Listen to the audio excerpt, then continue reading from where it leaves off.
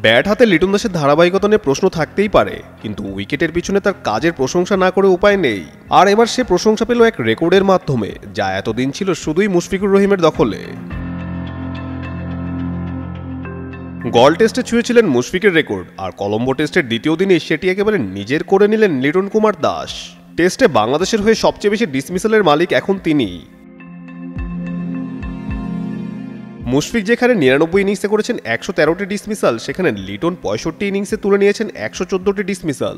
এর মধ্যে ক্যাচ নিয়েছেন ৯৯টি, স্টাম্পিং করেছেন ১৫টি। শুধু সংখ্যাই নয়, দক্ষতাতেও লিটন দিচ্ছেন পরিণত এক উইকেট কিপারের ছাপ। গল টেস্টের প্রথম ইনিংসে ৪টি ক্যাচ নিয়ে নিজের এক ইনিংসে সর্বোচ্চ ডিসমিসালের রেকর্ড গড়েছেন তিনি।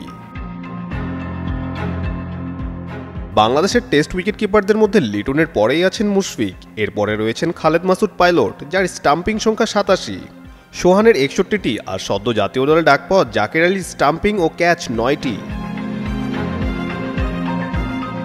বিশ্ব ক্রিকেটে উইকেটের পিছনে সবচেয়ে বেশি ডিসমিসালের রেকর্ড দক্ষিণ আফ্রিকার মার্ক বাউচারের, যার ডিসমিসাল সংখ্যা ৫৫৫টি। তার পরেই আছেন অস্ট্রেলিয়ার অ্যাডাম গিলক্রিস্ট, যার নামের পাশে আছে ৪১৬টি ডিসমিসাল। আর এখনও খেলা চালিয়ে যাওয়া খেলোয়াড়দের মধ্যে সবচেয়ে বেশি এগিয়ে আছেন অস্ট্রেলিয়ার অ্যালেক্স কেরি, যিনি করেছেন ১৭০টি ডিসমিসাল। বিশ্ব তালিকায় যার অবস্থান ২৭ নম্বরে। লিটনের অবস্থান এখন ৪৬ নম্বরে।